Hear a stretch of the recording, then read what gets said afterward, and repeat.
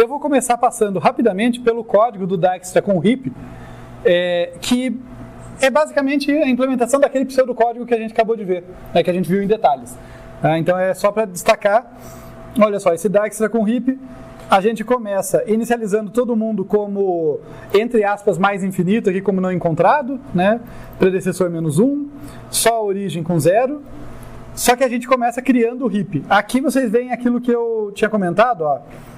Eu tenho aqui alocado o heap e o pos-h, tá?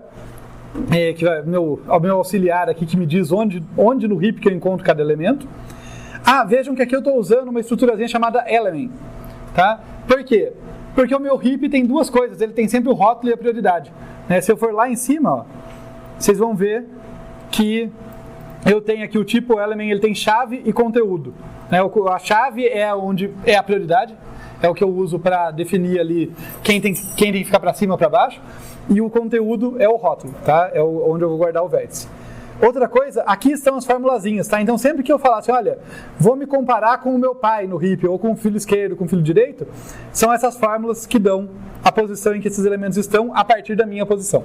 Tá? Então vamos confiar que elas sejam corretas. Se vocês estiverem duvidando, eu sempre acho bom duvidar, eu tenho a demonstração de porque elas funcionam lá em AED1.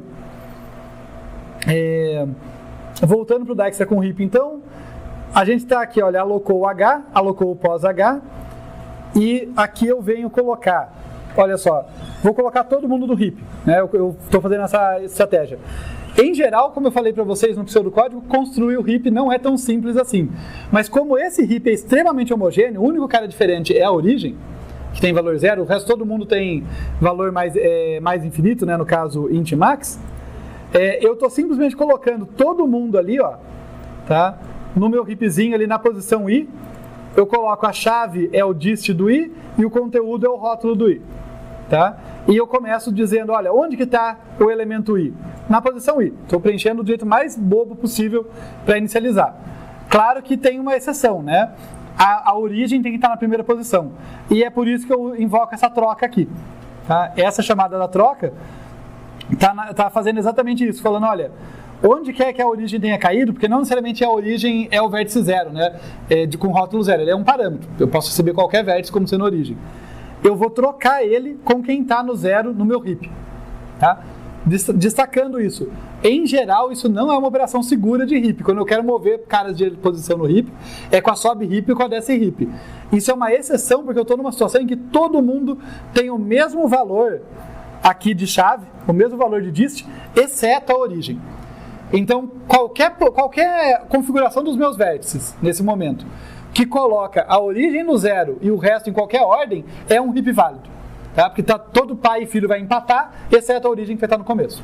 Tá? Então, isso é uma peculiaridade desse caso. De qualquer forma, ó, coloquei a origem na posição 0 aqui e modifiquei o pos. Isso vai ser essencial nesse algoritmo. Tá? Toda vez que eu modificar onde está algum elemento, tá, no heap, eu troco o valor dele no pos, para continuar mostrando, igual a gente fez no exemplo, né? Para você continuar sabendo onde aquele cara está. Tudo bem? Tranquilo esse início? Daí a gente vem pro laço aqui, em que eu começo com o meu tan heap igual a n e vou removendo os elementos. Então aqui, olha, aqui eu chamo um remove heap. Note que essa função de remove heap, ela recebe o pos-h, justamente porque ela vai ter que atualizar esse pos-h. Né? Porque quando ela remove alguém do heap, ela tem que mudar a posição, possivelmente mudar a posição de outros elementos para manter o heap válido. Esse pos-h vai estar lá, a gente vai olhar isso em instantes. Mas por hora só vamos acreditar que, olha, chamei a remove heap aqui e o meu elemento foi recebido nesse cara aqui que eu passei por referência. Tá? Então, o tamanho do meu heap diminuiu, por isso que volta aqui. Foi só um detalhe de implementação usar o retorno dessa forma. O importante é que o element aux aqui está na minha mão agora. Quem é o vértice que está na minha mão? É o que está no campo conteúdo. Então, V é o element aux.conteúdo. E aí eu vou percorrer os vizinhos de V. Enquanto P for diferente de null, aquilo mesmo que a gente já viu, né? Vejam que aqui é muito parecido, a única coisa é que eu tive que pegar o V dentro do heap dessa vez, dentro do elemento do heap. Tudo bem, gente?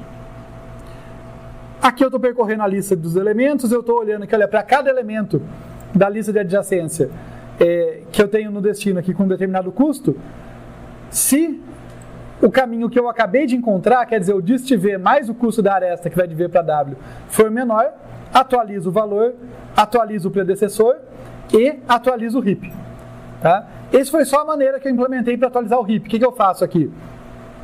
Eu pego esse element aux, eu carrego na chave dele o novo dist w, no conteúdo o w, e eu falo para ele, olha, atualiza heap, onde está, né, a partir de onde está o pós-h, né, de onde melhor dizendo, encontra em pós-h onde aquele elemento w vai estar e troca a prioridade dele e mantém o heap correto lá.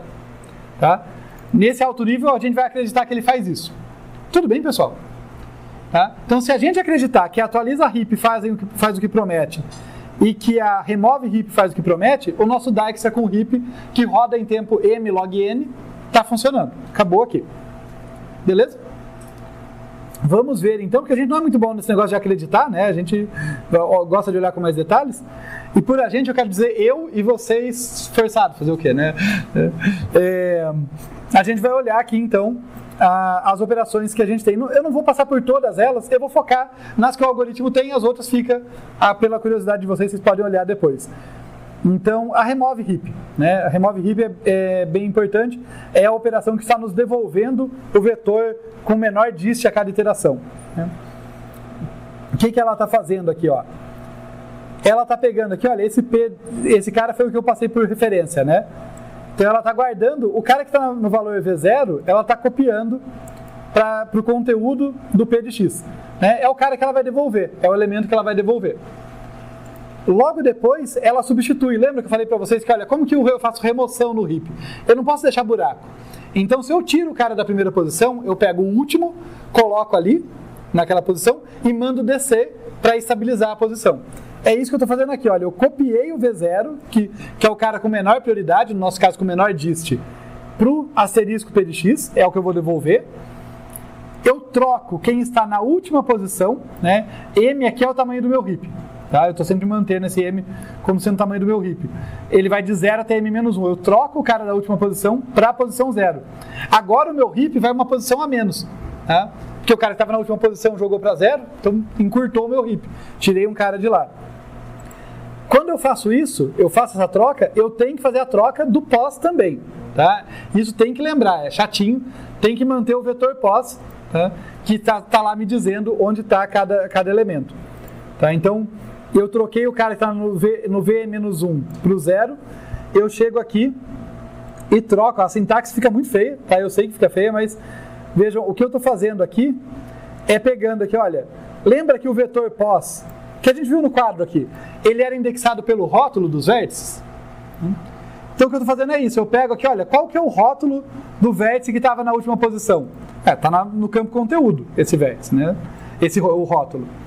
Então eu pego isso aqui, vejo no vetor pós onde que esse cara estava, né, onde que esse cara está no heap, qual que era o conteúdo dele, a mesma coisa para o 0 e eu troco os dois. Tá?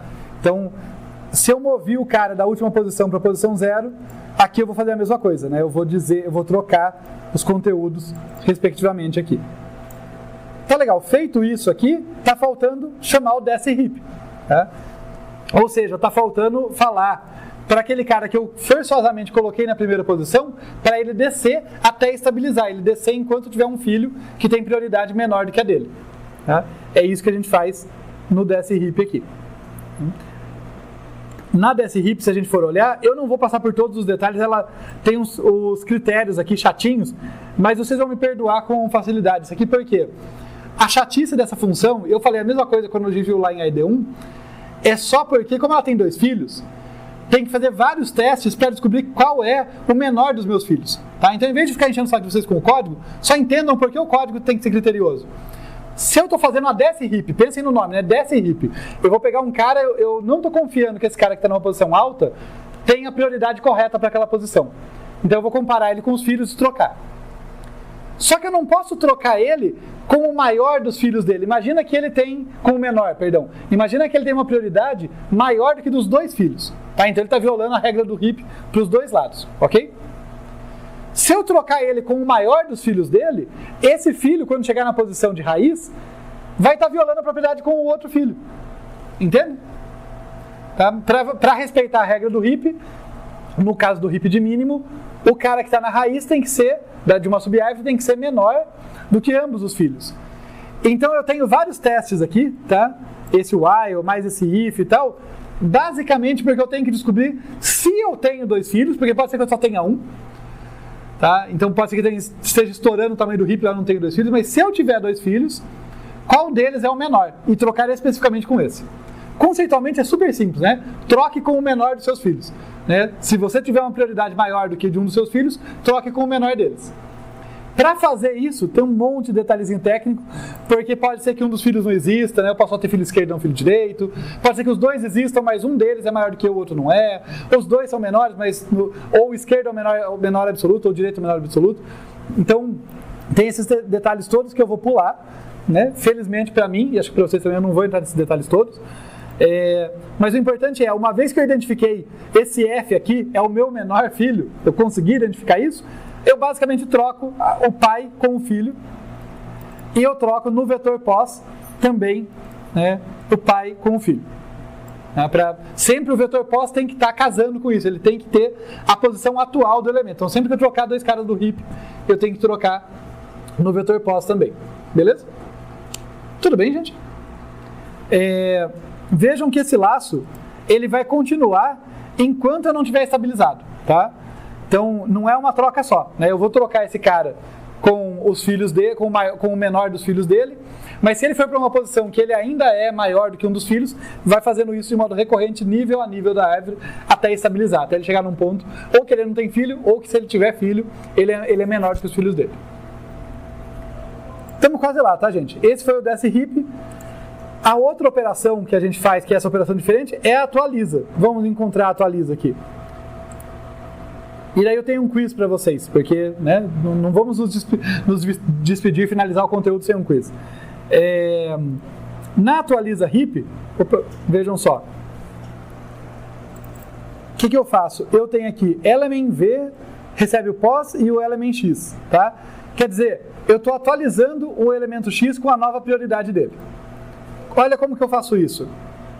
Essa função, eu acho que ela é mais clara do que essas outras anteriores que estão muito emboladas. Acho que ela é melhor para entender. Ó. Eu venho aqui, no vetor pós-V, no índice do conteúdo daquele elemento, eu descubro onde que ele está no heap. Tá? Esse pós-XV está me dizendo onde que esse cara está no heap. É esse índice aqui que me diz. Tá? Por causa desse vetorzinho auxiliar. Daí eu vou lá, naquela posição, e troco a chave. Vejam que eu usei o conteúdo para descobrir onde que aquele elemento estava, o conteúdo junto do vetor pós. Né? Uma vez que eu sei onde que ele está no heap, eu chego lá e troco a chave. Tá? Então, no nosso caso lá, o dist mudou. Né? Essa chave é justamente a prioridade, é o dist do cara. Então eu vou lá e troco, diminuo essa chave. Tudo bem? Tranquilo isso? O quiz vem agora. Se eu estou mudando, se eu estou fazendo nessa atualização, eu estou fazendo a troca da chave. Tá? Por que eu mando subir? Por que eu não mando descer heap, por exemplo? Se eu troquei a chave, a prioridade daquele elemento, por que eu estou tão tranquilo em simplesmente mandar subir? Quer dizer, mandar estabilizar com os de cima. Ao trocar a chave de um elemento, eu não posso estragar a relação dele com os filhos? É só com o pai que eu posso estragar? Entende a pergunta? Por que eu mando sobe heap com essa confiança toda? Porque o dista só vai chamar essa função quando for menor. Exatamente. Esse atualiza, ele só está funcionando, tá? Ele só está confiável aqui, porque ele está feito especificamente para o algoritmo de Dijkstra, que quando eu atualizo alguém, é porque o dist dele aconteceu o quê? Se eu atualizei o dist de um vértice, é porque o dist dele diminuiu, nunca aumentou. Então eu sei que o único tipo de atualização que eu faço é do tipo, a nova chave é menor do que a anterior. Como é um heap de mínimo, eu só posso ter violado minha relação com meu pai. Se meus filhos já eram menores do que minha chave antiga, certamente eles vão ser maiores, se eles já eram maiores do que minha chave antiga, certamente vão ser maiores do que a chave nova que diminuiu. Mas o meu pai não, meu pai pode ter quebrado a relação, por isso que eu chamo a swap heap. Tá? Se eu tivesse uma aplicação complementar, em que os meus valores aumentam com o tempo, daí é outro cuidado que eu tenho que ter. Tá? Daí pode ser que um cara perde prioridade, né? Ele fica mais para baixo no heap. Tudo bem? Então vai muito de você entender a aplicação que você está fazendo, mas é isso mesmo. Né? Nesse caso, o SOB é suficiente para atualizar. Tá? E dá para fazer um atualiza genérico também, tá, gente? Eu posso fazer um atualiza que testa. Né? Antes de fazer essa atribuição, eu verifico x.chave é maior ou menor do que a chave antiga. E daí eu subo ou desço de acordo. Tudo dá para modificar. Nesse caso eu não precisou. Por isso que eu fui direto no SOB, porque eu fiz específico para essa aplicação. Bem, vamos só ver a SOB heap então, que ela é menos feia do que a dessa, porque eu só tenho um pai, eu tenho 2 filhos, mas só um pai, né? Então é só com um cara que eu tenho que me comparar.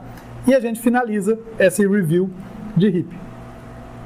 Olha lá, então, ó, na SOB heap, basicamente, enquanto eu ainda tiver um pai, ou seja, enquanto eu não estiver na posição 0, porque se eu chegar na raiz não tem mais para onde subir, e a chave do meu pai for maior do que a minha, eu troco com ele e eu troco as posições aqui no vetor pos de V para ele continuar correto, tá?